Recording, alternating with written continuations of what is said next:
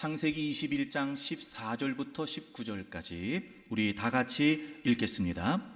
아브라함이 아침에 일찍이 일어나 떡과 물 한 가죽 부대를 가져다가 하갈의 어깨에 메워주고 그 아이를 데리고 가게 하니 하갈이 나가서 브엘세바 광야에서 방황하더니 가죽 부대에 물이 떨어진지라 그 자식을 관목 덤불 아래에 두고 이르되 아이가 죽는 것을 차마 보지 못하겠다 하고 화살 한바탕 거리 떨어져 마주 앉아 바라보며 소리내어 우니 하나님이 그 어린 아이의 소리를 들으셨으므로 하나님의 사자가 하늘에서부터 하갈을 불러 이르시되 하갈아 무슨 일이냐 두려워하지 말라 하나님이 저기 있는 아이의 소리를 들으셨나니 일어나 아이를 일으켜 내 손으로 붙들라 그가 큰 민족을 이루게 하리라 하시니라.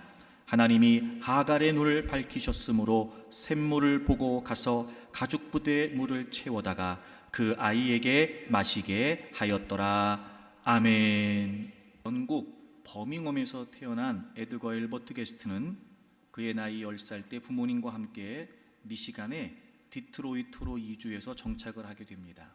그런데 얼마 되지 않아서 아버지가 돌아가시게 돼요. 당연히 경제적으로 어려워졌겠지요. 그래서 고등학교도 졸업을 하지 못하게 됩니다. 너무 가난이 심했어요. 그래서 구두 닦기, 신문 팔이, 하여튼 안 해본 일이 없을 정도로 온갖 굳은 일을 다 해야 했다고 합니다.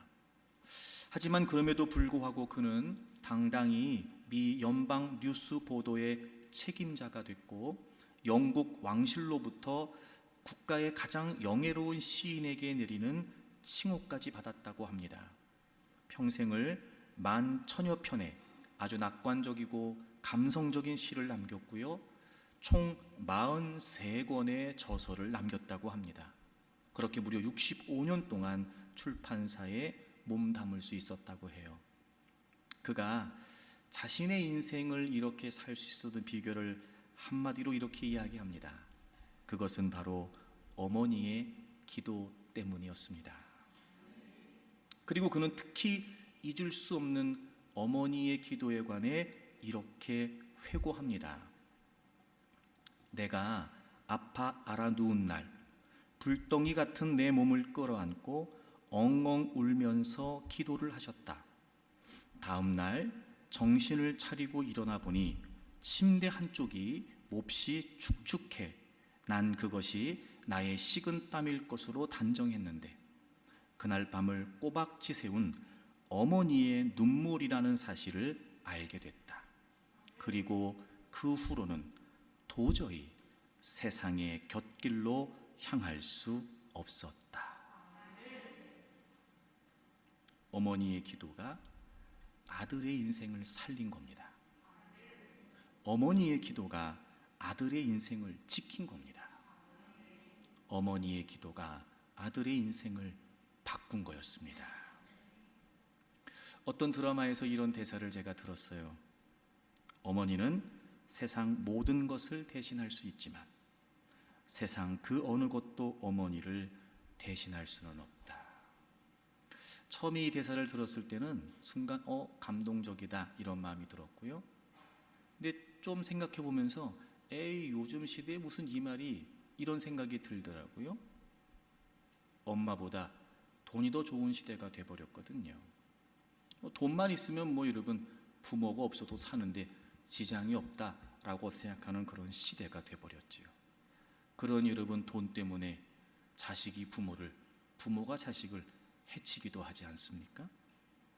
그러다가 마지막에 이 말은 역시 진리다 이런 생각이 들었어요. 왜냐하면 세상 그 어떤 것도 어머니의 기도를 대신할 수는 없다는 생각 때문이었습니다. 여러분 이 시대는요 수저를 따지는 시대입니다. 흙수저, 은수저, 금수저 말이죠. 여러분은 어떤 수저세요? 물론 난 수저를 물고 태어나지도 못했다 이럴 수 있습니다. 하지만 여러분 그런 수저가 중요하지 않습니다. 기도 수저가 중요해요. 아무리 흙수저 같은 상황에서 태어났어도요, 부모님이 기도하는 사람은, 기도수저가 있는 사람은요, 금수저 부럽지 않습니다. 아무리 금수저를 물고 태어나면 뭐 하겠습니까? 부모의 기도수저가 없으면요, 그것처럼 무용지물이 없습니다. 그러니 여러분, 다른 건 몰라도 우리의 자녀들에게 내가 그래도 기도수저 물고 태어났다. 내가 그래도 부모님의 기도를 통해 살아간다. 이렇게 부모님의 기도가, 또 우리 앞선 세대의 기도가 우리의 자녀들을, 또 우리의 다음 세대를 살리고 지키고 바꾸는 역사가 있기를 바랍니다. 하나님께서 아브라함에게 내가 너에게 아들을 주겠다, 큰 민족을 이루어 주겠다 약속하시고, 고향도 친척도 아버지의 집도 다 떠나라고 하시지요. 그때 그의 나이가 75세였습니다. 10여 년의 세월이 흐르도록 하나님은 아들을 주시지 않는 겁니다.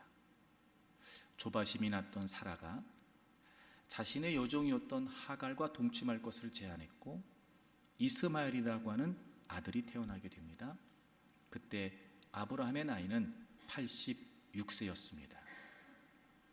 그리고 아브라함이 100세 때 하나님께서는 약속하신 대로 그에게 아들을 주시죠. 바로 그가 이삭이었습니다. 그리고 시간이 흘러 이삭이 젖을 때는 2세 내지 3세가 되었을 때 큰 잔치를 벌이게 됩니다. 그런데 그때 사라가 너무 놀라운 장면을 목격하게 되지요. 이미 10대 중반의 나이로 성장해 있었던 이스마엘이 자신의 아들, 이제 갓 2-3살 젖을 뗀 아이를 괴롭히고 희롱하는 모습을 목격하게 된 겁니다. 여러분, 그 모습을 보고만 있을 리가 없었겠죠. 사라가 아브라함에게 그들을 빨리 내보내라고 이야기를 하게 됩니다. 고민하고 있던 아브라함에게 하나님께서는 사라의 말을 들으라고 말씀하세요. 그리고 아브라함은 바로 하나님의 말씀대로 하갈과 이스마엘을 내보내게 됩니다. 졸지에 집에서 쫓겨나는 신세가 되어버렸습니다. 고향 애굽으로도 갈 수 없는 처지입니다. 그리고 부엘세바라고 하는 광야에서 정처 없이 떠돌고 있습니다. 그러다가 가죽 부대에 물도 떨어지게 됩니다. 아이가 그 뜨거운 태양과 갈증 아래서 점점 죽어가고 있는 겁니다. 어머니 하갈의 심정이 어땠을까? 차마 죽어가고 있는 아이를 그냥 두고만 볼 수 없어 그 아이를 나무 밑에 눕혀놓고, 그리고 하갈은 통곡하며 소리를 높여 하나님께 울부짖게 됩니다. 그리고 하나님께서는 그 어머니 하갈의 기도를 들어주십니다. 우물을 찾게 됐고, 그리고 그 우물을 통해서 이스마엘에게 물을 먹이고, 그리고 죽어가는 이스마엘이 살아나게 됩니다. 여러분, 이 장면에서 정말 우리가 놓치지 말아야 될 아주 중요한 사실 한 가지. 실은 여러분, 하갈의 심정도 말이 아니었을 겁니다. 상실감으로 따진다면 하갈도 누구 못지 않았을 겁니다. 이런 거예요. 지금 엄마도 힘들어요. 지금 엄마도 죽고 싶어요. 엄마도 살고 싶지 않아요. 사실 여러분, 하갈이 잘못한 게 뭐가 있어요? 이를테면 주인하고 눈이 맞아서 아들을 낳은 것도 아니고, 아들을 낳아달라고 할 때는 언제고, 그래서 아들을 낳아줬더니 이제는 자기가 아들을 낳았다고 하루아침에 내쫓아버리는 겁니다. 여러분이 하갈이라고 생각을 해보세요. 살고 싶지 않았을걸요? 여러분 보세요. 그럼에도 불구하고 하갈이 포기하지 않았기 때문에 아들도 살고 어머니도 산 거예요. 야, 엄마도 힘들어. 네가 알아서 해. 야, 엄마도 죽겠다. 네 알아서 해, 네 알아서 해. 그러면 안 된다는 거예요. 잊지 마세요. 어머니가 포기하면 자녀들은 가능성이 없어요. 부모들이 포기하면 자녀들은요, 기댈 데가 없어요. 만약에 이 상황에서 하갈이 자신의 처지만 생각하고 에라 모르겠다 두 손 놓고 있었다면 어머니도 죽고 아들도 죽었을 거예요. 하지만 여러분, 너무 귀한 건 뭐냐면 하갈은 그럼에도 불구하고 포기하지 않았어요. 아니, 그럼에도 불구하고 그 상황에서 그는 하나님이 계시다는 걸 떠올렸던 거죠. 죽어가는 아들을 눕혀놓고 자신이 할 수 있는 게 없어 하나님께 목 놓아 부르짖기 시작했고, 하나님은 그 어머니의 간곡한 눈물의 기도를 외면하지 않으셨던 겁니다. 어머니도 살고 아들도 살았어요. 사랑하는 교회 여러분, 이 창세기 21장의 아름다운 어머니와 아들의 이야기가 저는 여러분의 가정의 이야기가 되기를 축복합니다. 이 창세기 21장의 기적 같은 어머니와 아들의 이야기가 우리 교회 공동체의 모습이 되기를 소망합니다. 어머니와 아들이 다 같이 살 수 있었던 비결은 바로 어머니의 기도에 있었다는 거지요. 여러분, 그래서 부모들은요, 자녀들을 위해 죽어라 기도해야 됩니다. 그럼 여러분, 부모가 자녀를 위해 기도한다는 건 어떤 의미가 될까? 지난 주일에 첫 번째 말씀을 여러분에게 드렸어요. 부모의 기도가 자녀를 살린다. 제가 두 가지 말씀을 드렸는데, 자녀들은 부모의 기도를 듣고 그렇게 기도한다, 이 말씀 드렸어요. 여러분, 부모의 기도는 물론 하나님께서 들으십니다. 하지만 하나님만 들으시는 것이 아니라 부모의 기도는 자녀들에게도 들립니다. 사랑하는 교회 여러분, 주님의 이름으로 부탁합니다. 여러분의 자녀들이 여러분의 기도 소리를 듣고 자라게 하세요. 그리고 여러분, 자녀들은 부모의 기도를 통해 응답받습니다. 지금 죽어가고 있는 건 이스마엘입니다. 아들입니다. 그 아들을 살려달라고 어머니 하갈이 기도하지요. 물론 여러분, 하갈은 지금 자기가 살겠다고 기도하는 건 아니었을 겁니다. 분명히 아들을 살려달라고 기도했을 거예요. 그런데 하나님께서 그 아들을 살려주신다고, 아들을 살려달라고 했던 그 기도의 응답을 하갈에게 하시는 거예요. 너가 일어나, 너가 붙들어줘야지, 네가 살려줘야지, 이렇게 말이죠. 그리고 그 하나님의 말씀을 듣고 하갈이 다시 우물을 찾아 샘물을 발견한 거였잖아요. 그러니까 지금 죽어가고 있는 그 아이의 문제가 누구를 통해 해결된 거예요? 어머니를 통해 해결된 거예요. 여러분, 자녀들은요, 부모들의 기도를 통해 응답을 경험합니다. 그래서 현재 할 일, 우리 자녀들이 그 어려운 상황, 그 막막한 현실에서 과연 현재 무엇을 해야 되는가, 그 현재 할 일에 관해 하나님은 부모들이 기도할 때 응답해 주십니다. 그뿐만이 아니죠. 오늘 본문에 보시게 되면 18절 보세요. 18절, 하나님이 하갈에게 이렇게 말씀하세요. 일어나 아이를 일으켜 내 손으로 붙들라, 그가 큰 민족을 이루게 하리라. 하나님은 현재 할 일뿐만 아니라 미래에 갈 길도 말씀해 주셨어요. 아니 여러분, 지금 죽어가고 있는데 내일이 어디 있습니까? 당장 사는 것만도 여러분 급선무가 아닐까? 근데 하나님은요, 그런 하나님이 아니세요. 당장 살려주시기만 하는 하나님이 아니세요. 왜 살아야 되는지, 무엇을 위해 살아야 되는지 궁극적으로 그가 살아갈 수 있는 길을 열어주신단 말이에요. 내 아이 걱정하지 마라, 내가 큰 민족을 만들어 줄 거야. 여러분, 부모가 기도하면요, 하나님은 자녀들이 현재 그 문제를 풀어가서 해야 될 일을 말씀하시는 것뿐만 아니라 우리의 자녀들이 미래에 갈 길도 하나님이 부모들에게 응답하세요. 그런 여러분 잊지 마십시오. 부모의 기도는 자녀를 살립니다. 그러니까 여러분, 자녀들이 어떤 문제, 어떤 상황이 있다 할지라도, 지금 어떤 모양이라 할지라도, 어떤 모습이라 할지라도 여러분 실망하거나 좌절하거나 그리고 포기하지 마십시오. 하나님께 기도하면 하나님은 부모의 기도를 통해 자녀들을 살려 주십니다. 두 번째 말씀 오늘 나누려고 그래요. 그럼 부모가 자녀들을 위해 기도한다는 건 어떤 의미일까? 자, 여러분 생각해 보세요. 이스마엘의 입장에서, 이스마엘 자녀니까, 이스마엘의 입장에서 오늘의 이 사건은 어떤 의미가 있을까? 오늘의 이 사건은 아버지로부터 버림받았어요. 그렇죠, 여러분? 그러니까 이스마엘 입장에서는 아브라함이 친아버지예요. 그렇죠, 여러분? 근데 그 아버지로부터 버림받았어요. 갈 곳도 없어요. 물도 없어요. 도와줄 사람도 없어요. 그렇게 죽는 게 답이에요. 그런데 엄마가 기도했어요. 샘물을 발견하지요. 물을 먹었어요. 그리고 죽을 자리에서 죽지 않았어요. 여러분, 이스마엘이 어떤 마음 들었을까? 이런 마음 들지 않았을까? 난 아버지로부터 버림받은 게 맞아. 그게 현실이에요. 이를테면 그게 팩트예요. 아버지가 날 버렸어요. 그런데 하나님은 나를 버리신 게 아니었어요. 갈 곳이 없어요. 지금 광야에서 방황하고 있어요. 근데 하나님이 미래에 갈 길 알려주셨어요. 큰 민족이 되게 하신다는 거예요.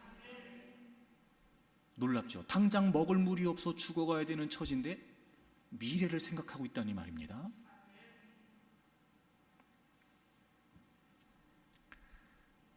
아무도 도와줄 사람이 없어요. 그 광야 허허벌판에 누가 그들을 도울 수 있겠습니까? 그게 현실이에요. 그런데 눈에는 보이지 않지만 하나님께 기도했더니 하나님께서 도와주신 거예요. 죽어가고 있어요. 지금 내가 이렇게 죽나 보다. 내가 이렇게 죽어가는구나. 어쩌면 여러분 정신이 오락가락, 호흡조차 쉽지 않았을지 몰라요. 죽어가고 있어요. 그게 현실이에요 지금. 근데 살았어요. 여러분, 이스마엘이 어머니의 기도를 통해 살면서 이날의 기억이 어떤 의미였을까? 눈에 보이는 게 전부가 아니구나. 눈에 보이는 게 전부가 아니구나. 지금 눈에 보이는 건 자기는 버림받은 사람이에요. 물이 없어 죽어가요. 할 수 있는 게 아무것도 없어요. 갈 곳도 없어요. 도움을 요청할 사람도 없고 자신을 도와줄 사람도 없어요. 그게 눈에 보이는 현실이에요. 근데 눈에 보이는 게 전부가 아니에요. 왜요? 하나님이 살아계셨거든요. 결국 그의 시각의 변화, 그의 관점의 변화가 이 사건을 통해 확실하게 이스마엘에게 각인되지 않았을까? 그리고 결국 그 하나님을 바라봤던 그 믿음의 시각은 오늘 그가 무너질 수밖에 없는 자리에서 무너지지 않았단 말이에요. 여러분, 부모들이 자녀들을 위해 기도할 때 그게 무슨 의미일까? 첫째, 부모의 기도는 자녀를 살려요. 둘째, 부모의 기도는 자녀를 세웁니다. 포기할 자리에서 포기하지 않을 수 있도록, 무너질 자리에서 무너지지 않을 수 있도록, 낙심할 자리에서 낙심하지 않을 수 있도록, 오히려 눈에 보이는 건 절망이고 눈에 보이는 건 좌절이고 눈에 보이는 건 상실감이지만 그럼에도 불구하고 지금도 하나님은 살아계신다. 그분이 나와 함께 하신다. 그분의 은혜는 지금도 나에게 여전하다. 그분은 나를 지금도 돕고 계신다. 눈에 보이는 게 다가 아니었어요. 믿음의 관점, 믿음의 시각. 사랑하는 교회 여러분, 잊지 마십시오. 이 험악하고 험난한 세상에 우리의 자녀들이 어떻게 우뚝 설 수 있을까? 다른 거 아니에요. 믿음의 관점이 분명하면 무너질 자리에서도 무너지지 않습니다. 얼마든지 우뚝 설 수 있습니다. 그러므로 여러분, 이제 여러분의 자녀들을 위해서 기도하십시오. 여러분, 우리의 다음 세대를 위해서 기도하시자고요. 왜요? 부모의 기도는, 앞선 세대의 기도는 자녀들을 세우기 때문에 그렇습니다.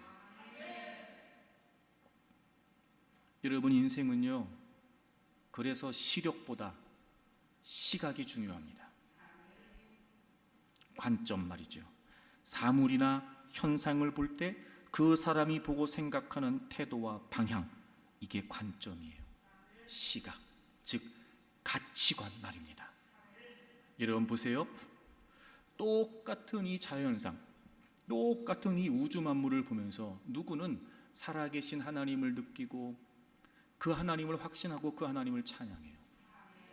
창조주 하나님을 말이죠. 근데 똑같은 이 우주 만물과 자연생을 보면서 어떤 사람들은 진화론을 만들어내고 그 진화론을 믿어요. 그런 걸 보면 여러분, 단순히 보는 그 자체가 아니라 그것을 바라보는 관점이 중요하다는 거예요. 믿음의 관점.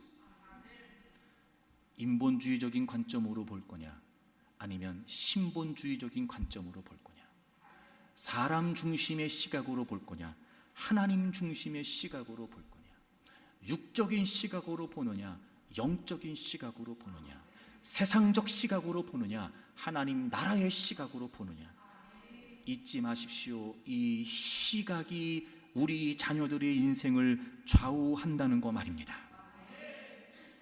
그러므로 저는 기독교 교육, 신앙 교육을 한마디로 이렇게 정의하고 싶어요. 신앙 교육은 우리의 관점이 사람 중심에서 하나님 중심으로 바뀌는 거예요. 우리 자녀들에게 신앙을 교육할 때 여러분, 가장 중요하게 중점을 두셔야 될 부분이 바로 이거예요. 사실 우리 자녀들은요, 하나님이 없다고 하는 세상을 삽니다. 절대자도 없다고 하죠.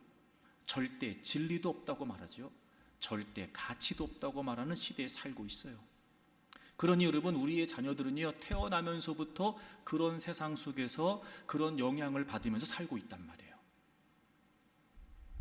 우리 부모들이, 우리 앞선 세대가 우리의 다음 세대를 교육할 때 다른 그 무엇보다 그 사람 중심의 관점이 하나님의 시각으로 바뀌어야 됩니다.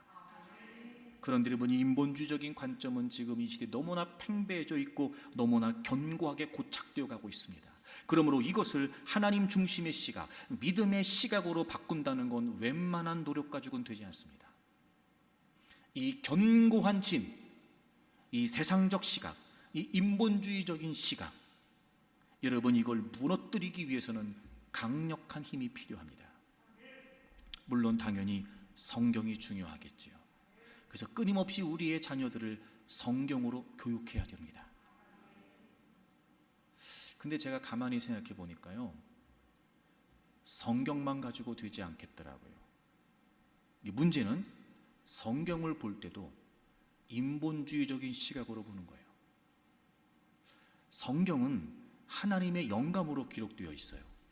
그러므로 하나님의 관점으로 봐야 성경이 제대로 보이는 거예요. 근데 이미 세상적인 관점, 인본주의적인 관점이 길들여지다 보니까 성경으로 교육을 한다고 말하면서도, 성경을 본다고 말하면서도 여전히 인본주의적인 관점으로만 보는 거예요. 그래서 뭐가 필요하냐면 성령님의 도우심이 필요해요. 그래서 기도해야 된단 말이에요. 여러분, 누가복음 11장을 찾겠습니다. 누가복음 11장 13절 보세요. 너희가 악할지라도 좋은 것을 자식에게 줄 알거든. 이게 무슨 말씀이냐면 11절에 보시면, 누가 아버지 된 자로서 아들이 생선을 달라 하는데 뱀을 줄 사람이 있고 알을 달라고 하는데 전갈을 줄 사람이 있겠냐. 너희가 아무리 악한 부모라 할지라도 자녀들에게는 뭘 주려고 한대요? 좋은 걸 주려고 한대요. 하물며 너희 하늘 아버지께서 구하는 자에게 뭘 주신대요? 성령님을 주신대요. 그러니까 이 말은 무슨 말이냐? 우리에게 가장 좋은 게 뭐예요? 성령님이에요. 그런데 우리가 구할 때 성령님을 주신다는 거예요. 제가 여러 차례 말씀드렸는데 여러분, 이 말이 오해가 되지 않으면 좋겠습니다. 그럼 기도해서 성령님 오시라고 하는 거냐? 제가 이런 거 아니라고 그랬죠. 분명히 우리가 예수님을 나의 구주와 주님으로 믿으면 성령님은 우리 안에 거하세요. 여러분 예수님을 여러분의 구주와 주님으로 믿으시지요. 자, 그러면 이미 여러분 안에는 성령님이 계십니다. 그러니까 자꾸 성령님 오시라고 하지 마세요. 이미 여러분 안에 계신 성령님은 서운해하세요. 뭘 자꾸 와 계신데 자꾸 오시라고 해요. 그러면 구하는 자에게 성령님을 주시겠다, 이 말씀이 무슨 말씀이겠어요? 기도해야 성령님의 역사를 경험할 수 있단 말이에요. 이런 거죠. 우리 안에 거하시는 성령님이 역사해 주시기를, 우리 안에 거하시는 성령님이 특별히 말씀을 깨닫게 해주시기를, 우리 안에 거하시는 성령님께서 말씀을 하나님의 관점으로 우리가 볼 수 있도록 도와주시기를, 이렇게 구하는 자에게 가장 좋은 선물 성령님을 우리에게 주시겠다는 거예요. 그러니까 성경만 가지고 되지 않고 그 성경을 정말 하나님의 관점으로 바르게 이해하고 깨우칠 수 있는 성령님의 도우심을 우리가 필요로 하기 때문에 당연히 우리는 뭘 해야 돼요? 기도해야 돼요. 여러분, 여러분의 자녀들을 말씀으로 교육하실 때 여러분, 성경을 단순히 가르치는 것만 가지고 되지 않습니다. 성경으로 교육하실 때 반드시 그 말씀을 통해 성령님께서 우리의 자녀들에게 역사하실 수 있도록 기도하셔야 됩니다. 그래서 기도는 성경과 성령님을 받아들이는 통로가 되는 것 같아요. 통로가. 그러므로 여러분, 기도에 열심을 낸다는 거, 기도를 강조한다는 건 결코 신앙의 반지성주의가 아니에요. 오히려 하나님의 말씀을 하나님의 말씀으로 깨닫기 위해서 기도하는 거기 때문에 여러분, 기도를 강조하는 만큼 사실은 신앙의 지성주의를 추구하는 거예요. 기도 없이 우리의 자녀들을 성경적 가치관, 하나님의 시각으로 교육할 수 없다는 걸 잊지 마십시오. 기도를 통해 우리의 자녀들을 성령님이 도와주실 때 그들의 시각의 변화가 일어나고 그들의 관점의 변화가 일어난다는 걸 잊지 마십시오. 아무리 어릴 때부터 성경을 많이 알고 성경을 많이 배우고 그래서 여러분 이런저런 이야기들을 익숙하게 알고 있다 할지라도, 그렇게 성경으로 교육받는다 할지라도 부모들이, 앞선 세대가 자녀들 가운데 성령님이 역사하시기를 기도하지 않는다면 여러분, 그런 교육들은 무용지물이 될 수밖에 없습니다. 그러므로 반드시 우리 자녀들이 성경적 시각을 가질 수 있도록 우리는 무엇보다 우리의 자녀들을 위해 기도해야 합니다.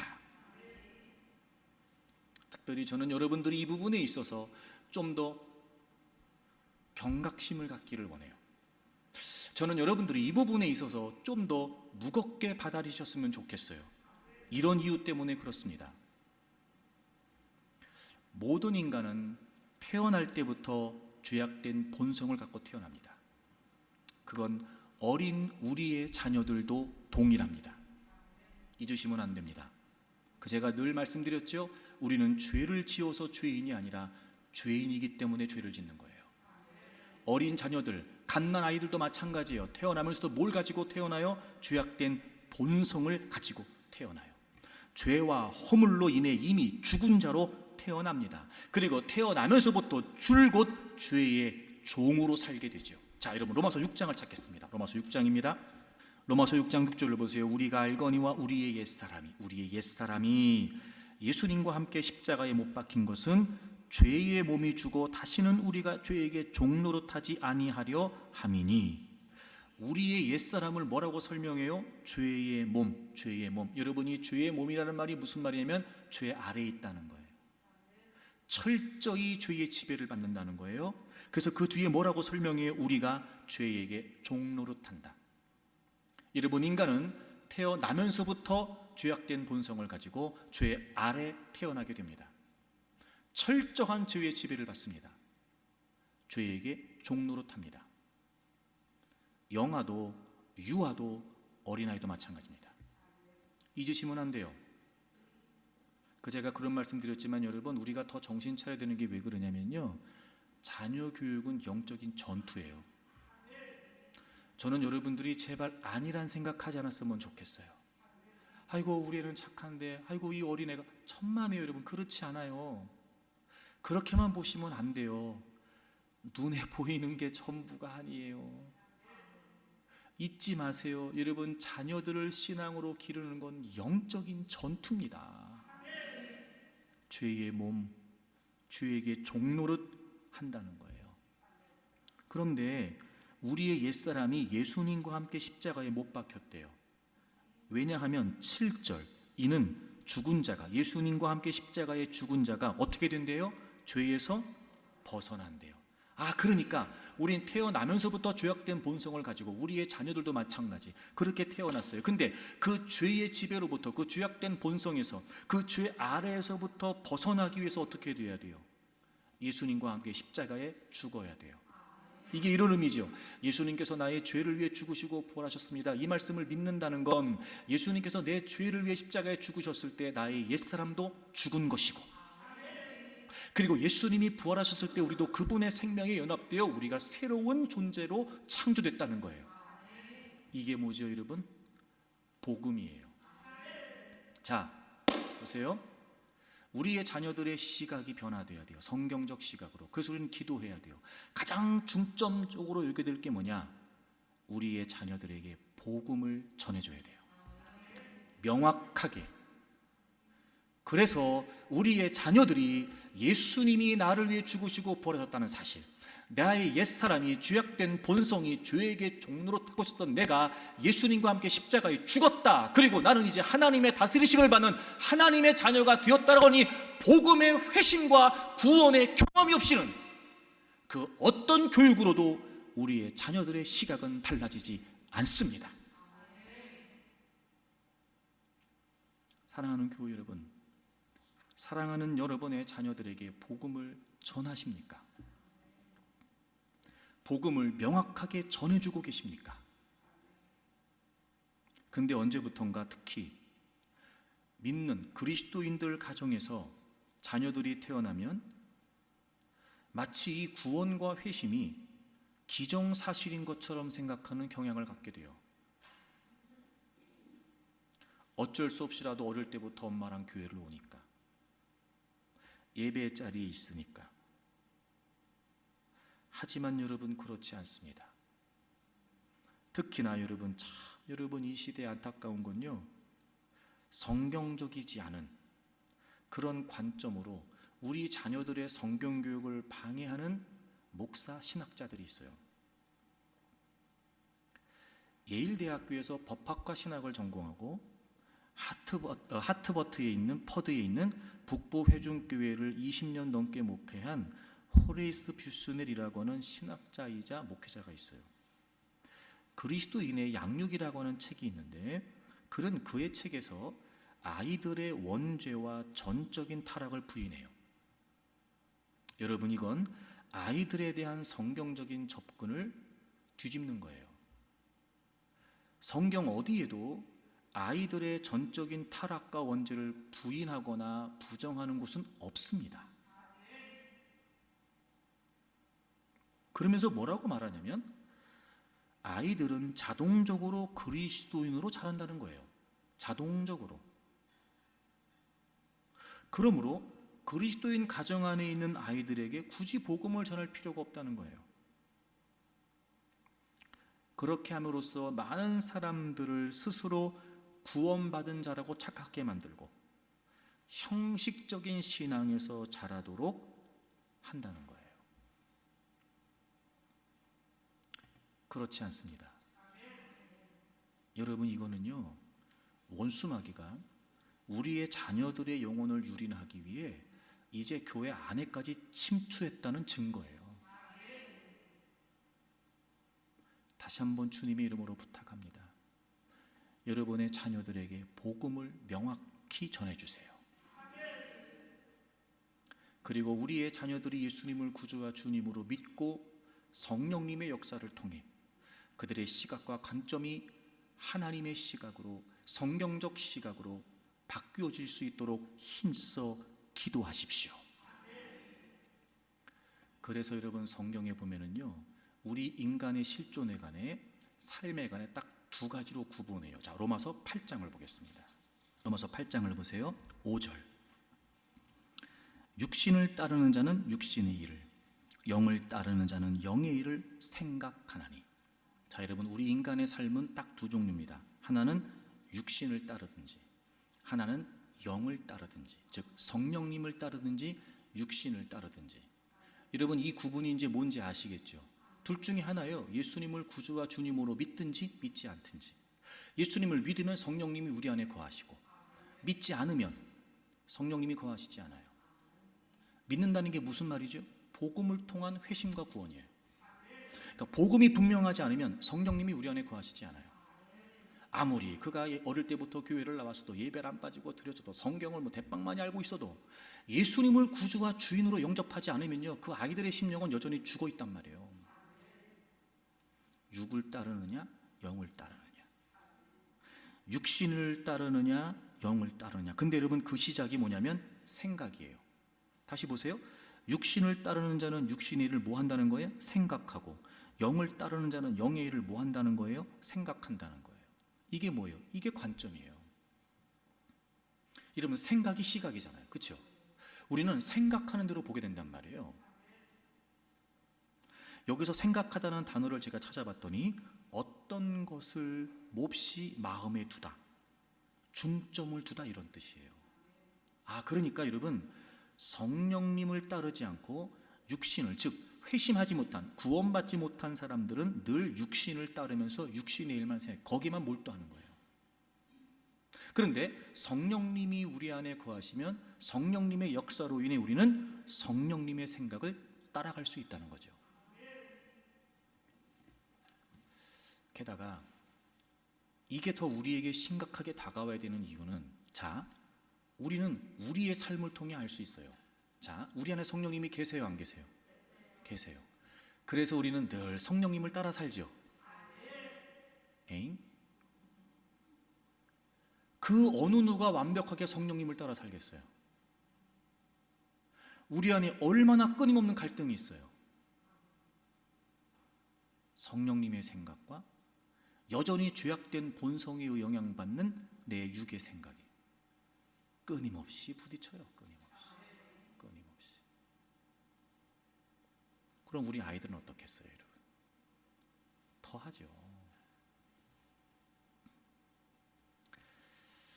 그러므로 우리는 나 자신을 위해서뿐만이 아니라 내 자식을 위해서도 복음이 분명해야 되고, 우리의 자녀들이 육의 생각이 아닌 성령님의 생각을 따라 살 수 있도록 우리의 자녀들이 육적인 시각으로 육적인 일을 따르며 육적인 일에 골몰하지 않고 성령님의 생각이 이끄심을 따라 성령님이 원하시는 바를 따라 그 성령님의 생각에 몰두하며 살아갈 수 있도록 기도해야 된다고요. 여러분, 이 시각의 변화가 그냥 되지 않는 거다, 제가 지금 이 말씀 드리는 거예요. 이게 그냥 적당히 되지 않는다, 제가 이 말씀 드리는 거예요. 우리가 더 경각심을 갖고 우리가 더 무겁게 받아들이기를 원하는 마음 때문에 그렇습니다. 그러니까 사람의 생각의 근원을 어디에 두느냐가 그의 인생을 결정짓는 거예요. 또 하나, 성령님의 생각에 우리의 사고의 근원을 둔다 하더라도 우린 여전히 죄악된 본성이라고 하는 실존을 부정할 수 없기에 끊임없이 우리가 기도하면서 몸부림치지 않으면 성령님의 생각을 따를 수가 없다. 그러니 우리의 자녀들은 어떻겠어요, 여러분?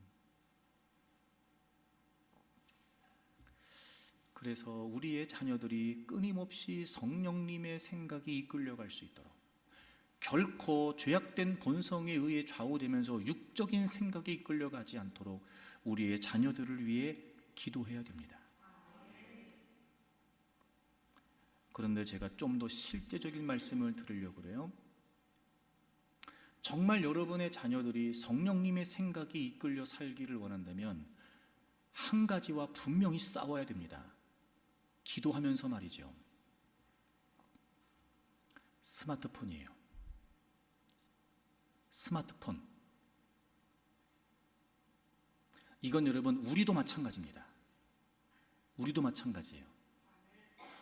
우리의 자녀들은 더 심각합니다. 제가 얘기해 볼까요? 엄마 말은 안 통해도요, 스마트폰은 통해요. 엄마는 못 달래. 근데 스마트폰은 그 아이를 달래요. 여러분은 그 현상을 여러분이 당장 편하니까 아무렇지 않게 보실지 모르지만 저는 보는 관점이 달라요. 이런 거예요. 잘 들어보세요. 우리 아이들이요, 부모님을 의존하는 게 아니라 기계를 의존하게 된단 말이에요.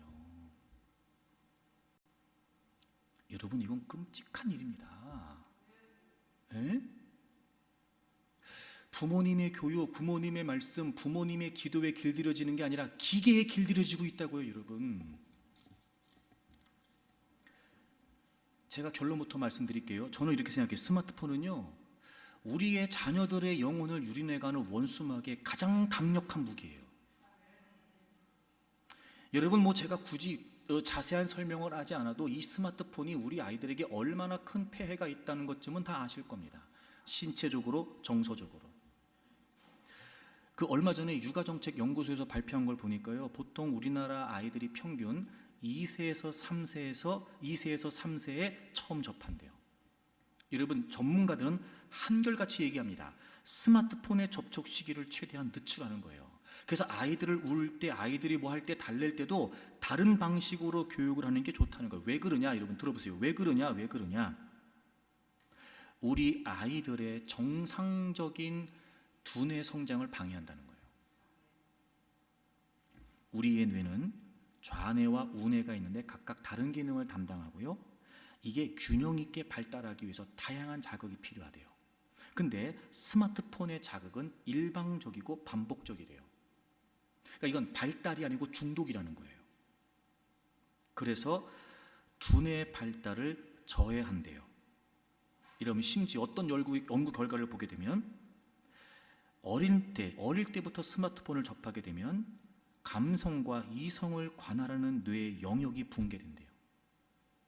심지어 뇌의 크기가 30%가량 줄어든답니다. 언어 발달이 늦어지고 난독증이 생기고 주의력이 결핍되고 과잉 행동장애가 나온다는 거예요. 여러분, 핸드폰, 스마트폰에 노출이 많은 아이면 아이일수록 난독증이 심합니다. 이런 거예요. 글씨를 모르는 게 아니에요. 글을 이해를 못하는 거예요.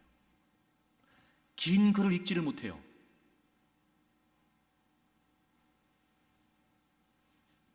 뿐만 아니라 정서적으로도 그렇습니다.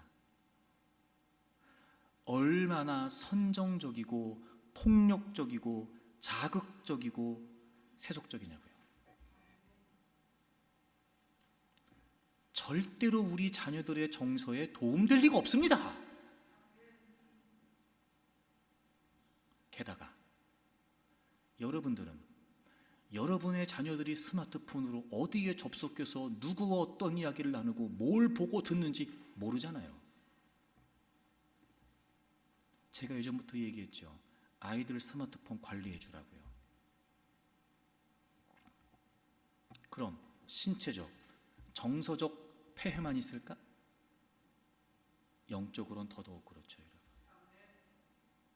제가 정말 간곡히 부탁할게요, 여러분, 여러분의 자녀들이 먹을거리 챙기잖아요.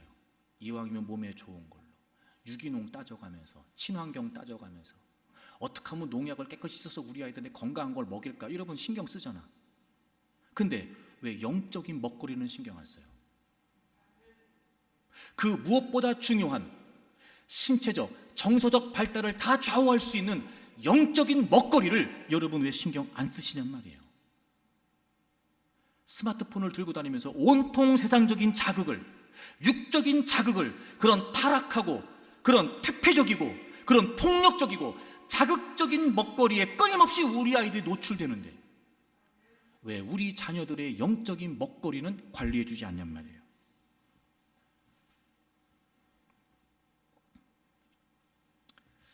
그리고 여러분, 제가 막 이렇게까지 여러분에게 강조하는 이유가 뭐냐면, 요즘 굉장히 급증하고 있는 디지털 성범죄 때문에 그래요. 설문조사를 해봤더니 스마트폰을 사용하는 어린이들, 청소년들이 가장 많이 이용하는 게 뭐냐면 메신저래요. 98.7%가 메신저를 사용한대요. 그리고 소셜미디어, 페이스북, 또 트위터, 또 인스타그램, 그 외 여러 가지 많이 있죠. 이 소셜미디어가 74.2%래요. 자, 보세요, 여러분. 온라인을 소통 창구로 활용하다 보니까 점점 이렇게 소셜미디어나 오픈 대화방, 랜덤 채팅 어플리케이션 이런 걸 통해서 우리의 자녀들이 쉽게 디지털 성범죄에 노출된다는 거예요. 휴대폰만 갖고 있으면 누구도 성폭력의 피해에 노출될 수 있는 시대라는 거예요. 제가 지난 5월 24일에 정말 충격적인 기사를 봤어요. 보신 분도 있을지 모르겠지만 기사의 제목이 뭐였냐면 믿기는 문화상품권이었어요. 믿기는 문화상품권. 5월 24일 중앙일보 기사예요. 경기 남부경찰청 사이버 수사과에서 아동 청소년 성보호에 관한 법률, 아동 성착취물 제작 소지 위반 등의 혐의로 17살 고등학생 최군을 비롯해서 25명을 입건했어요. 그중 성착취물을 제작하고 소지한 이모 씨 등 6명을 구속했어요. 이들은 2021년 11월부터 지난해 5월까지 이 소셜 미디어를 통해서 경기 남부에 거주하는 A양, 12살 초등학생이에요. 그 아이에게 접근을 해서 성착취물을 전송받은 혐의를 받고 있어요. 피의자 25명이 전송을 받아서 소지하다가 경찰에 압수된 이 12살 초등학생 아이의 아동 성착취물 영상이 무려 1793개. 시작이 뭔지 아세요? SNS였어요. 이 초등학생 12살 아이가 그 소셜미디어에 자기 사진과 이름을 공개해요. 요즘 다 그렇게 하잖아요, 여러분. 17살 고등학생 최모라고 하는, 하여튼 내가 지금 설교 시간이라 내가 욕은 못하고, 하여튼 이놈의 새끼가 의도적으로 접근한 거예요. 공개된 그 초등학생 아이의 공개된 이름과 취미 같은 것들을 참고해서 계속 메신저를 통해서 메시지를 주고받으면서 마치 연인 사이인 것처럼 관계를 형성한 거예요. 그리고 심지어 그 아이에게 아동 성착취물을 촬영해서 전송하게 하고 데이트를 빙자해서 만나서 성관계까지 했답니다. 이 한 사람뿐만이 아니라 또 다른 사람들도 문화상품권, 게임, 아이템을 주겠다고 환심을 사고 혹은 아이들의 성적 호기심을 이용해서 관계를 형성하면서 그런 아동 성착취물을 제작하고 전송하게 한 거예요. 저는 이 기사를 보고 처음에 이 아이가 부모가 없는 아이인 줄 알았어요. 그런데 지난해 2022년 6월에 신고를 누가 했나 봤더니 이 A양의 부모가 신고를 한 거예요. 그럼 봐봐요. 2021년 11월부터 시작됐어요. 근데 부모가 안 게 언제야? 2022년 6월이요. 8개월 동안 뭐 했냐고. 8개월 동안 부모들이 12살 초등학교 아이가 핸드폰을 가지고 20명이 넘는 남성들과 메시지를 주고받으면서 그런 영상을 2천여 개 가까이 전송할 동안 부모가 뭐 했냐고요. 내가 오늘 흥분하지 않으려고 또 내가 지금. 그 휴대전화를 경찰이 분석하기 전에 부모들이 살폈어야죠. 부모들이. 더 놀라운 사실은요. 이번 이 수사를 하면서 밝혀진 게 뭐냐. 이 A양 말고도 추가로 피해를 당한 아동 청소년이 45명. 그들의 성착취물이 4,352개래요. 다 똑같아요. SNS에 공개된 사진과 이야기들을 통해서 호감을 갖도록 접근해서 메시지를 보내면서 관계를 형성하고 그 아이의 호감을 얻어서 이걸 시키는 거예요.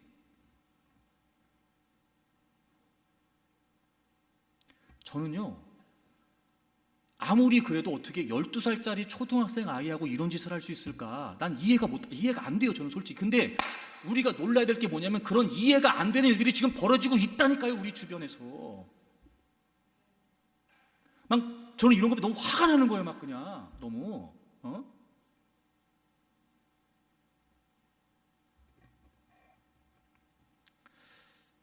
이런 피해가 점점 급증하니까 이제 우리나라도 좀 강력하게 단속을 하는 것 같아요.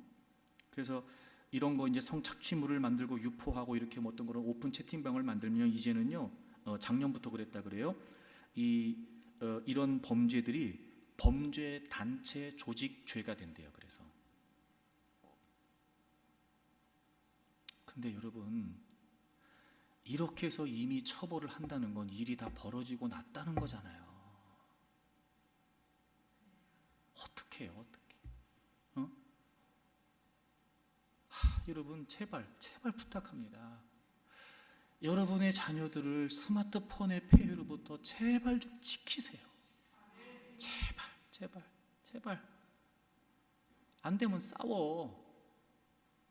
여러분의 힘으로 안 되면 하나님께 엎드려 기도하면서 하나님, 우리 아이들 스마트폰 오픈하게 해달라고 매달려 하나님 앞에. 어떡할 겁니까? 절대 그럴 일은 없겠지만 우리 아이들이 가해자가 되지 말라는 법은 또 어디 있어요?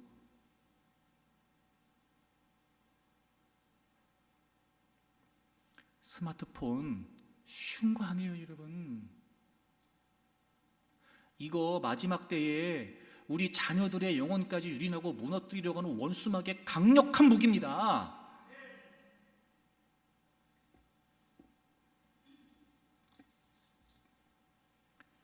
그래서 우리 아이들의 성적, 우리 아이들의 건강, 우리 아이 먹거리 관리해야 되지만 우리 아이들의 영혼도 관리해 주세요.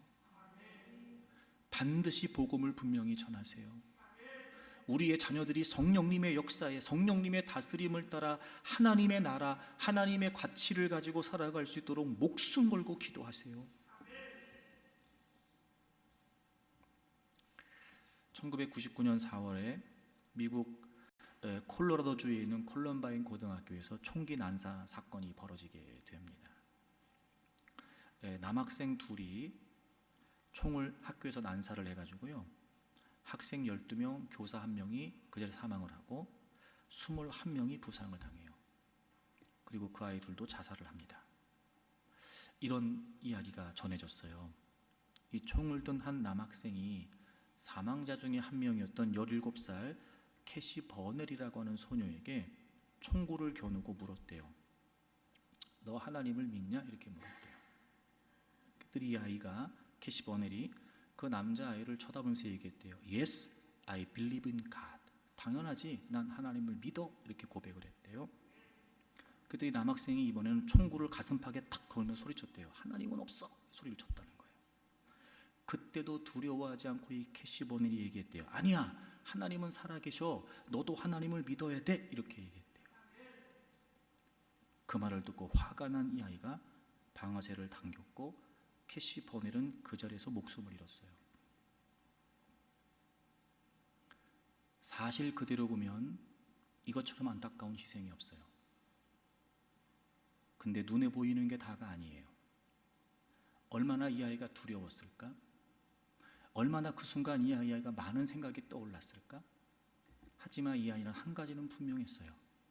하나님이 살아계시다라고 하는 믿음의 시각 말입니다. 선택해야 했을 거예요. 얼마든지 알았어, 나 하나님 안 믿어. 살 수 있었을지도 모르죠. 하지만 이 아이는 사는 길을 선택하지 않아요. 믿음을 지키는 길을 선택해요. 그리고 그 자리에 숨졌어요. 근데 참 여러분, 하나님의 역사는 놀랍죠? 그게 끝이 아니었어요. 이 사건이 알려지고 나서 미국 전역의 10대들에게 부흥운동이 일어난 거예요. 죽어가면서도 고백했던 Yes, I believe in God라고 하는 이 대답을 애들이 다 티셔츠에 새겨가지고 입고 다니면서 다 고백하고 다니는 거예요. 미국 전역의 청소년들이. 그리고 미국에 부흥운동이 일어났다는 거예요. 눈에 보여지는 대로면요, 아유 그냥 한 번쯤 부인하고 살면 될걸.